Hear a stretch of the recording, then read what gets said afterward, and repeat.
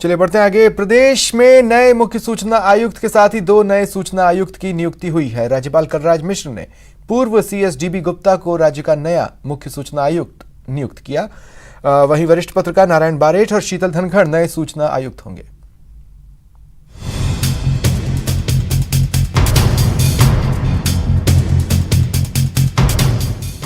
करीब 2 साल बाद राजस्थान में नए सूचना आयुक्तों की नियुक्ति हुई है।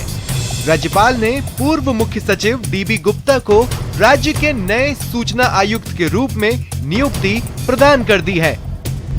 डीबी गुप्ता जयपुर के रहने वाले हैं। उन्होंने अलवर एसडीएम पद से अपने करियर की शुरुआत की। डीबी गुप्ता को ग्रामीण गौरव पथ बनाने में अहम भूमिका के लिए जाना जाता है। अजमेर और सिरोही में कलेक्टर के पद पर रह चुके गुप्ता सीएम के सलाहकार रहने के साथ ही 2 साल तक मुख्य सचिव भी रहे। न्यूज 18 से बातचीत में डीबी गुप्ता ने प्राथमिकता के आधार पर सूचना आयोग के कार्यों को निपटाने की बात कही। ये सुनिश्चित करना कि समय पर उनका निस्तारण हो, जो सेकंड अपील है, क्योंकि बहुत दिन से पद खाली था तो वो पेंडेंसी ज्यादा है, उस पेंडेंसी को तेजी से निकाला जाए और लोगों को जो रिलीफ है वो टाइमली जितना हो सके अब पहुंचाने की कोशिश की जाए। यही प्रमुख हमारा कोशिश रहेगी और वो जितने भी आयुक्त हैं उनसे मिलकर एक टीम भावना के आधार पर हम काम करेंगे। राज्यपाल ने इसके साथ ही राज्य के वरिष्ठ पत्रकार रहे नारायण बारेठ को सूचना आयुक्त नियुक्त किया है। रतनगढ़ के रहने वाले नारायण बारेठ वरिष्ठ पत्रकार हैं।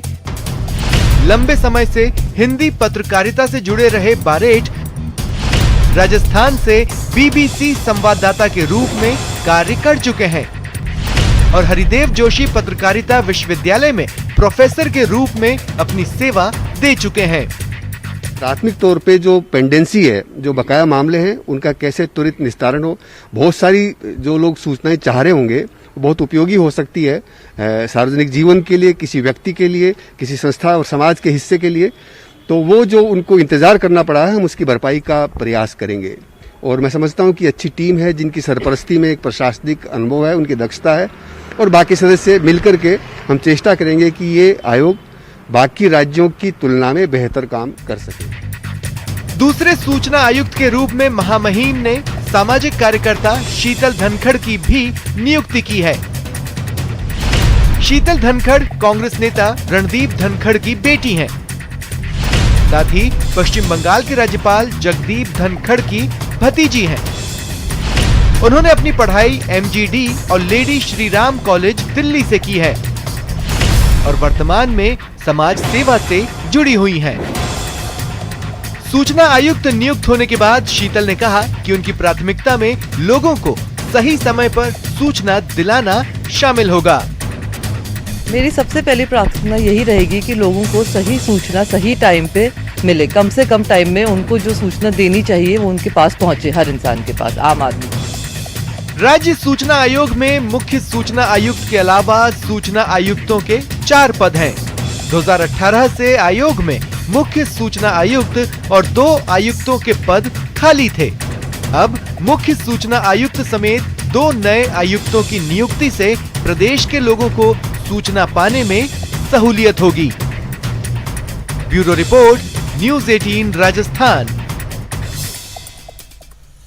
और अब बात करते हैं अजमेर को गहलोत गिफ्ट की। राजस्थान सरकार की ओर से अजमेर को नई सौगात मिली है। गहलोत सरकार ने जेएलएन मेडिकल कॉलेज के नए भवन के लिए 27 हेक्टेयर भूमि का आवंटन किया है। कायड़ गांव में बनने वाला ये मेडिकल कॉलेज में 250 छात्र क्षमताओं वाला होगा। कॉलेज भवन के साथ ही 1000 से अधिक क्षमता का छात्रावास, 500 से भी अधिक क्षमता की स्टाफ कॉलोनी विकसित की जाएगी। पूरा भवन अत्याधुनिक सुविधाओं से लैस होगा, जिसमें छात्र छात्राओं को बेहतर शिक्षण कार्य उपलब्ध कराया जाएगा।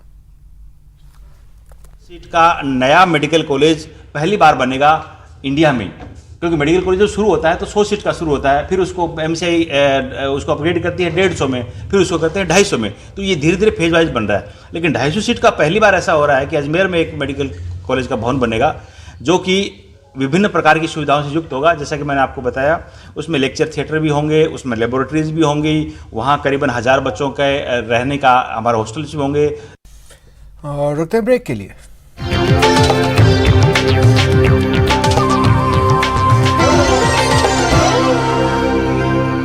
This news is co-powered by break के बाद स्वागत है आप सभी का। भरतपुर के लिए आज की दोपहर खास थी। थर्ड जेंडर नीतूबाई ने परंपरा को कायम रखते हुए 9वां सामूहिक विवाह समारोह का आयोजन किया, जिसमें 10 जरूरतमंद परिवारों की बेटियों की शादी हुई। 7 हिंदू 3 मुस्लिम बेटियां शामिल थीं। किन्नर नीतू ने गंगा जमुनी तहजीब को ध्यान में रखते हुए विवाह और निकाह का आयोजन एक साथ किया। एक और पंडितों ने मंत्रोच्चारण, हवन यज्ञ किया, फेरे कराए। वहीं मौलवियों ने आयतों का वाचन कर तीनों बेटियों का निकाह पढ़वाया।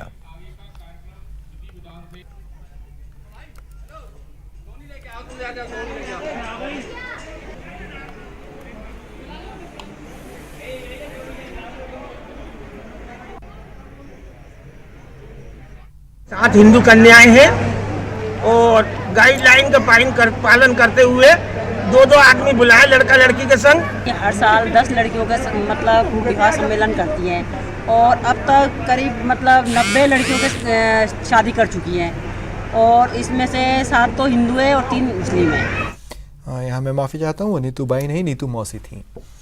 बढ़ेंगे आगे, आपको मिलवाते हैं एक शिक्षिका से ज्ञान की ज्योति जलाने के साथ समाज सेवा की अनूठी मिसाल पेश कर रही हैं। शिक्षा के साथ सेवा धर्म निभाती शिक्षिका अपने वेतन से बदल दी स्कूल की सूरत। ये तस्वीर है सीकर में स्थित राजकीय उच्च प्राथमिक विद्यालय माझीपुरा की। साल 2017 तक स्कूल की स्थिति बदहाल थी। तभी जून 2017 में शिक्षिका अनीता चौधरी की नियुक्ति हुई। उसके बाद शिक्षिका अनीता के प्रयास से स्कूल की सूरत बदलनी शुरू हुई। अनीता ने अपने वेतन के पैसे से स्कूल में फर्नीचर लगवाया, पीने की पानी की व्यवस्था की, छात्रों के लिए टीन की शेडिंग बनवाया और स्कूल की बंजर खाली पड़ी जमीन को हरे भरे पार्क में तब्दील कर दिया। हाँ, मतलब सबसे पहले फर्नीचर की कमी महसूस हुई तो मैंने कक्षा 8 का फर्नीचर दिया। बच्चे जो थे वो प्रार्थना स्थल पे धूप आती थी और धूप में बच्चों को चक्कर आते थे।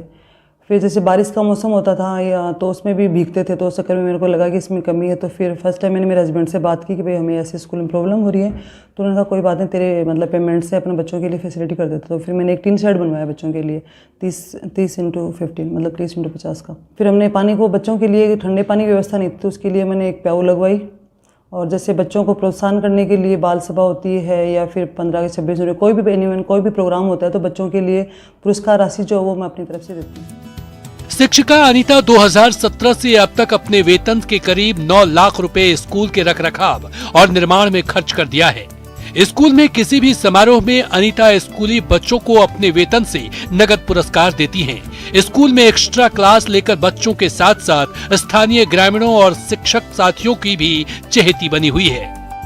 हमारे यहाँ अध्यापिका अनीता चौधरी ने बहुत ही अच्छा कार्य किया है और एक्स्ट्रा क्लास भी लेती हैं और यहाँ विकास के कार्य में भी अच्छा सहयोग किया है और बच्चों को पढ़ाने के लिए वो अतिरिक्त क्लास भी लेती हैं और इनका कार्य बहुत ही सराहनीय है। अनीता जी का जो ये कार्य किया है इन्होंने स्कूल में, वो एक सामाजिक दायित्व प्रत्येक नागरिक का होता है। अगर इस तरह से हर आदमी अपनी सोच को बदले तो समाज में बदलाव आते देर नहीं। माझीपुरा के उच्च प्राथमिक विद्यालय में बच्चों के बीच ज्ञान की ज्योति जलाने के लिए स्कूल की बदहाल स्थिति में बदलाव कर शिक्षिका अनीता ने वैसे स्कूली शिक्षकों के सामने एक उदाहरण पेश किया है जो स्कूलों में चंद क्लास लेकर और अपनी हाजिरी बनाकर अपने कर्तव्यों की इतिश्री कर लेते हैं। अशोक शर्मा, न्यूज़ 18 राजस्थान। कहावत है नेकी कर दरिया में डाल। प्रतापगढ़ सकल जैन महिला प्रकोष्ठ की सदस्य इन दिनों नेकी को दरिया में नहीं दीवारों पर सजा रही हैं। जेब में रुपए हो तो बाजार की हर चीजें खरीदी जा सकती है, लेकिन यदि आर्थिक तंगी हो तो जरूरत का सामान भी लाना मुश्किल हो जाता है। लेकिन आर्थिक तंगी झेल रहे जरूरतमंदों को जरूरी सामान मुफ्त में दे दिए जाए तो पैसा ना सही लेकिन दुआएं तो कमाई जा सकती है। प्रतापगढ़ सकल जैन महिला प्रकोष्ठ ने जरूरतमंदों के चेहरे पर मुस्कान बिखेरने के लिए कुछ ऐसी ही पहल की है। पूर्व पार्षद चंद्रकांता चांडालिया ने फीता काटकर इस अनोखी मुहिम की शुरुआत की है। 0 माइल चौराहे पर शुरू की गई इस नेकी की दीवार पर हर जरूरतमंदों को उनके जरूरत के हिसाब से कपड़े, स्वेटर और कंबल सहित जरूरत का सामान निःशुल्क दिया जाएगा। साथ ही यदि किसी व्यक्ति के पास कोई जरूरत का सामान है और वह उसके इस्तेमाल का नहीं है तो वह इस नेकी की दीवार पर जरूरतमंदों के लिए उसे लाकर रख सकता है। इसका जो मेन उद्देश्य है वो ये है कि जो भी नीडी पीपल है, जिनको भी जो मतलब ऐसे रास्ते में बिना कंबल के और बिना सैडल के ठंड में ढूंढते रहते हैं, तो उसके लिए हम लोगों ने इसकी शुरुआत की ताकि उन लोगों को कपड़े, कंबल, स्वेटर वगैरह जिस भी चीज़ की आवश्यकता हो तो वो यहाँ से निकल के ले जा सकते हैं। इस नेकी की दीवार पर सकल जैन महिला प्रकोष्ठ की ओर से इसकी व्यवस्था के लिए एक स्टाफ को भी नियुक्त किया है। सकल जैन महिला प्रकोष्ठ की ओर से यहाँ जरूरतमंदों के लिए एक बॉक्स भी लगाया जाएगा। इसमें जरूरतमंद अपनी जरूरत के हिसाब से पर्ची बनाकर उस बॉक्स में डाल सकता है। हर रोज इस बॉक्स को खोलकर निकलने वाली पर्चियों के आधार पर जरूरतमंदों की जरूरत को पूरा करने की। अब मुझे इजाजत, नमस्कार।